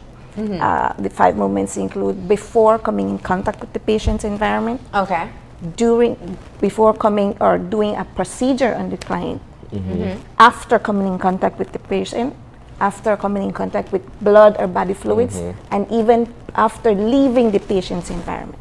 So those are 5 times, for example, if you're taking care of 10 patients, you automatically have 50 times when you're supposed to be washing your hands, cleaning your hands, right? So that in itself is something that we need as healthcare providers to follow as much as possible to prevent, for example, the germs from one patient being transferred to another patient or to ourselves. Yeah. One of the things that that I as an infection control nurse always teach my healthcare staff is that whatever germs I pick up at work, I take it home if I don't practice good hand hygiene, Yeah. right? And when I get home, who are the people that Your loved Your ones. kids, exactly your family my members, kids, yeah. my kids who have very weakened immune systems, my grandparents who have weakened immune systems. So whatever I get at the hospital, I take it home. Yeah. Right? So in terms of hand washing, those are the one of the things in hand hygiene that we always teach, the 5 moments. The other one is the procedure for hand hygiene. And you mentioned a couple steps, under the nails. One of the things also that we always have to emphasize for healthcare providers, nails, right? The nails, under the nails are excellent reservoir for germs to live in, right? So one of the things that we do for healthcare professionals, and it should be practiced for, Across the board. for the general public, Yeah. is that we should not have nails longer than Yeah. a quarter inch, Yeah. right? The longer the nail, the more risk we have of having bacteria under there. Don't talk about acrylics and all the little beautiful designs and top stuff that we have, the females love to wear. Yeah. Right? But those are potential reservoirs for bacteria where these can hide and we can carry them around. Okay? The procedures for hand washing, we have 2 types. We have the routine one and then we have the surgical hand scrub. Okay. The surgical one is the surgeons perform before going into the operating theater. And the normal one, the routine one, is what we do on a daily basis, on a normal basis, which involves 5 steps. First and foremost, we're not supposed to have any kind of Jewelry. jewelry, Take right? off your jewelry. Let's do a Health providers, hand washing in demo. terms of hand hygiene, are not supposed to have any hand jewelry, including watches. Okay. Okay, so you get your soap or Okay. alcohol hand rub, and you do the palms first. WHO recommends that you sing the happy birthday song twice, and then you're okay. Oh, wow. In terms of length, of Okay. length of time. All right. So you have the palms, making sure that you rub them thoroughly in between the fingers. You need to take care of the thumbs as well, Tums. right? You need to take care of the front of the fingers. Okay. You need to take care of the under the nails, right? And you also need to take care of the wrist. Most times when we say at home, when we say we wash hands, we This open is the the surgical faucet. one, right? No, this that's is the the regular regular one. one. That's a regular one. This is the regular Pretty one. thorough. This Yeah. is the regular one, right? So most of the times we say we wash hands. Say for example at home, we open the faucet, we wet hands, and that's it. Yeah, or we Yeah. just go so Right. yeah. That is That's why I was asking you. exactly. No. This is the routine one within the hospital. And even facility. the way you rinse, I learned this from food handlers. You're not, I never knew this. You have to rinse your hands down. down, right? I never thought, because whatever you're washing off needs to come off. You know, we do this or hold it this way, you're just bringing it back Right, up. right. Never thought of that. Another important point in terms of hand washing, we usually turn off the faucet with our clean hands, right? After we finish washing. That we open Not with our dirty realizing hands. that we have already used dirty hands to open the faucet. So what we recommend is take a paper towel, the same one you're drying your hands with, then you turn off the faucet. And To open the door avoid with it. recontamination of your clean hands. Yeah. And that's routine. And that that defeats is the what we're purpose, supposed right? and that is what we're supposed to be practicing at least 5 times per each patient Does it within the health matter facility. what type of soap you use? No, it doesn't matter. Okay. As long as it's antibacterial, right? It doesn't have to be antibacterial. It doesn't have to be. The soap, what the soap does is remove the soil from the hands, right? The visible soil from the hands, the residue from the hands. And to add to that, one more thing is that when you're through washing your hands, as Lourdes said that you would turn off the tap with a paper, etc. Some of us would do that. But then we go and we touch the doorknob that is infected and we open and we go through the door. You also need to Right. use something to open the doorknob and then discard of that. You see, and I hear you, right? Like, how many times, be honest with yourself, have you washed your hands that thoroughly? Yeah. You know, we won't give our answers. But I think the difference is, you know, if I have a resilient immune system, if I'm able to get over a cold, flu, or illness fairly fast and it goes through my system, that's fine. If I'm particularly vulnerable at home, or if my child is particularly vulnerable, then you do want to go the extra mile, the extra happy birthday song to make sure you're not spreading unnecessary infections. One more thing before we close off, because we are in the flu season. I see a few people sniffling. What's the proper etiquette with flus in terms of controlling the infection? Colds or coughs and flus? Sneezing, cough, whatever. Okay, first and foremost, vaccine, right? That's the first thing that we need to do. Take your flu shot. The flu shot is offered free of cost at any public health facility. Once you started sniffling, once you started coughing, when you have your symptoms already, runny eyes, runny nose, the coughing, the fever, to prevent the spread of it, cough etiquette is something that we also teach.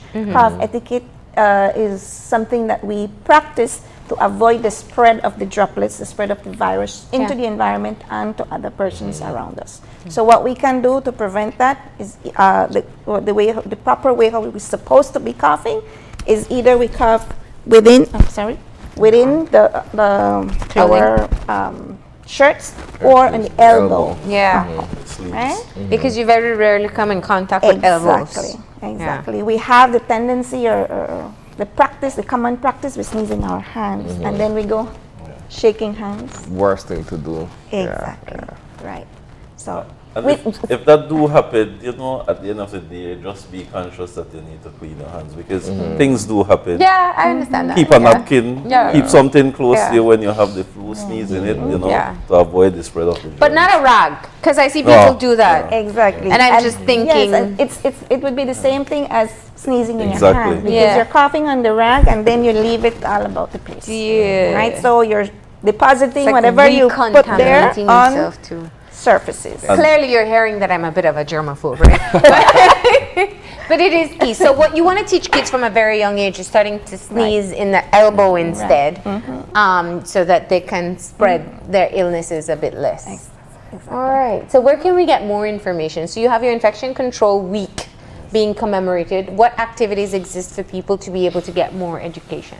Well, today, like I said, we have our open day at the Central Health Region where we have all the infection control nurses coming from across the country. Okay. We will be displaying the different areas within our program area that we work in, and that those are waste management, the use of personal protective equipment. Yeah. We're talking about food handling and many other areas, CFIV therapies and these type of things that need to be practiced within the facility. Yeah. Within the district area, starting tomorrow in Corozal, they also will be having their fair in terms of all the procedures and measures. So we'll be going to the district level starting tomorrow, where we will be sharing information. They can contact the infection control nurses at the different district level, at the hospitals. That's from Corozal to Punta Gorda Hospital. And also at the Ministry of Health, we would have information if the general population would want information on infection control measures. We have the documents that talks about the entire procedures, and we share those documents with our private counterpart, the entire health system, if they would want to use it. And a lot of our private facilities have been seeking our document and have been seeking our advice in terms of infection control prevention measures. All right. Well, thank you for letting us know what you are doing within the systems itself and also spreading your knowledge to the wider public as well. We appreciate it. Yes. All right. Yes. We're going to go ahead and take a break, and when we come back, we'll have our wrap up. So stay tuned.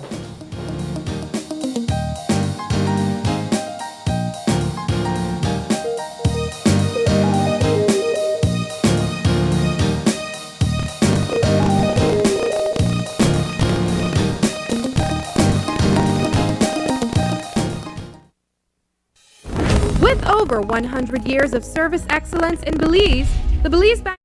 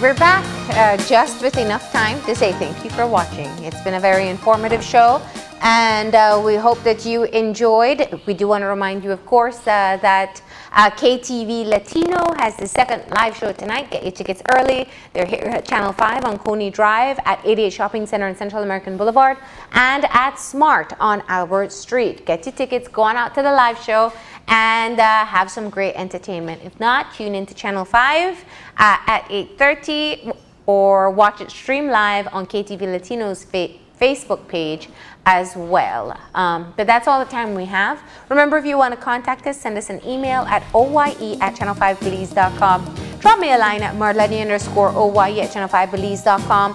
Find us on Facebook at Open Your Eyes BC and on Instagram at OYEBelize. And remember to tune in tomorrow morning at 6:30 when you open your eyes. To start your morning right. Until then, keep your eyes, your mind, And your hearts open. We'll see you soon. Enjoy your day, Belize.